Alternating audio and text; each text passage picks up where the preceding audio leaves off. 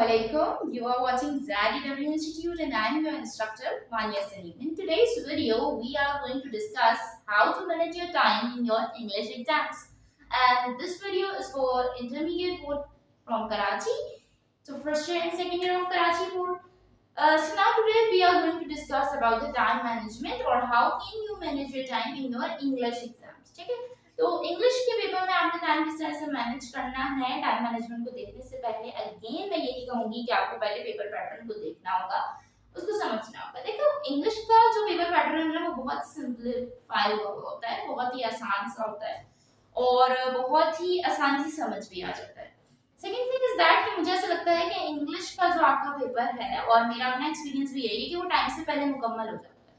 ठीक है, until and unless आप ऐसे में टाइम ना रखें। ठीक है, अगर आप ऐसे थोड़ा सा लेंदी कर लेते हैं तो आपका जो है वो टाइम कवर हो जाता है। लेकिन अगर आपकी ऐसे पे ग्रिप अच्छी है, आपको आपकी राइटिंग अच्छी है, आई वांट टू से कंटेंट राइटिंग अगर आप अच्छी कर लेते हैं तो आपका पेपर जो है वो टाइम से पहले ही हो जाता है यूजुअली। ठीक है, तो देख लेते हैं फिर भी कि टाइम आपने मैनेज किस तरह से करना है। तो जनाब सबसे पहले अगेन सेक्शन ए होगा आपके पास और सेक्शन ए में 20 मिनट्स 20 मार्क्स एंड 20 एमसीक्यूज। ठीक है, जो कि आपको मिलेंगे लास्ट ऑफ द 20 मिनट में। टोटल 3 घंटे का टाइम है। 20 minutes for objective and then the remaining time like 2 hours and 40 minutes for your subjective। Section B है, सेक्शन सी है।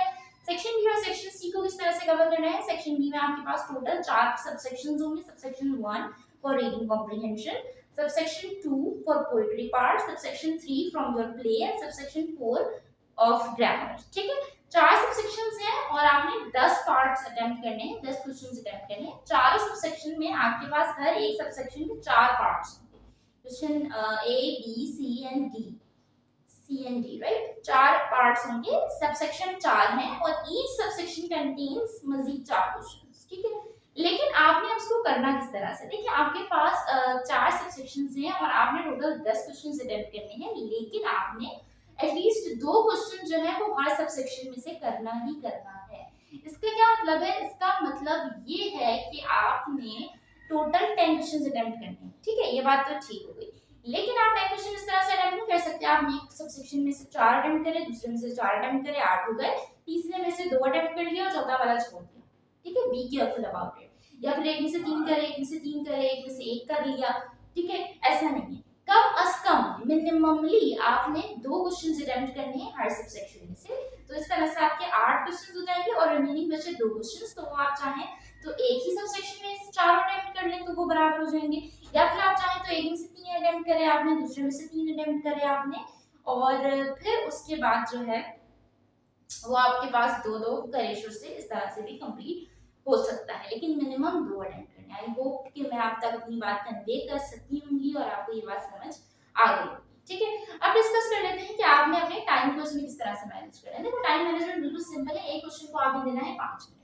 5 मिनट अगर आप अपने एक क्वेश्चन को देंगे तो आपके जो क्वेश्चंस है वो 5-5 मिनट के हिसाब से 10 क्वेश्चंस तो 50 मिनट में आपके हो जाने चाहिए। लेकिन क्योंकि हमारे जो प्ले के क्वेश्चंस होते हैं ना बेटे वो थोड़े से लेंदी चले जाते हैं अक्सर। ठीक है, तो प्ले के क्वेश्चंस ये समटाइम्स पोएट्री के क्वेश्चंस वैसे इतने लेंदी नहीं जाते, रीडिंग कॉम्प्रिहेंशंस के समटाइम्स जो है वो लेंदी हो जाते हैं, या प्ले के मोस्टली। ठीक है, तो उसके लिए आप 10 मिनट ऊपर रख लें। लाइक 5 मिनट अगर आप एक क्वेश्चन को दे रहे हैं तो 50 मिनट में आपका सेक्शन भी कंप्लीट हो जाना चाहिए।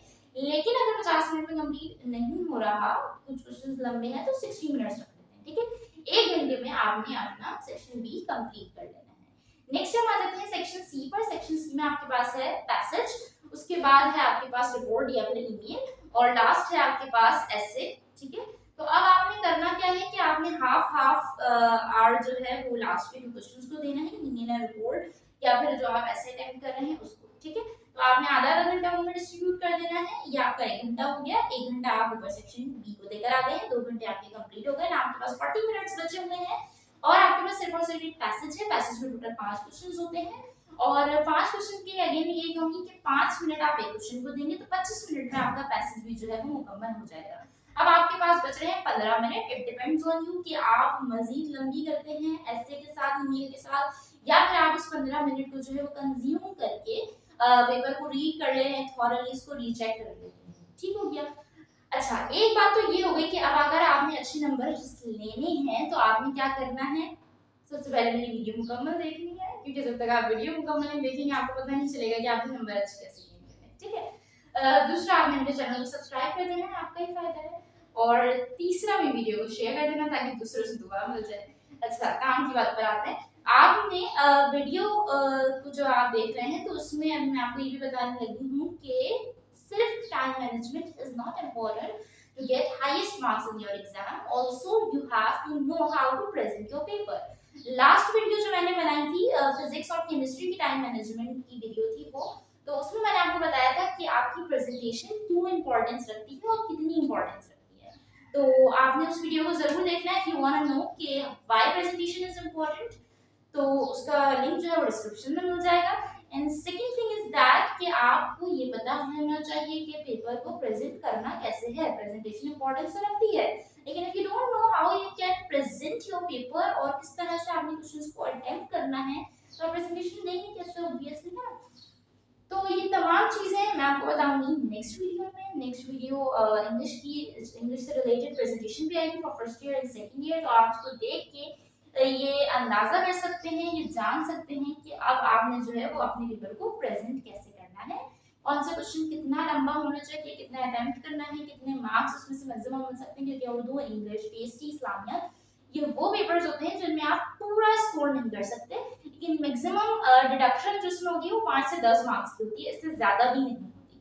तो जो आपके मार्क्स हैं उसमें से आप मैक्सिमम लेस 10 और लेस 5 जो है वो स्कोर कर सकते हैं, ठीक है। तो अपना बहुत सारा ख्याल रखना है, नेक्स्ट वीडियो जरूर देखनी है, दुआओं में याद रखिएगा। अल्लाह हाफिज।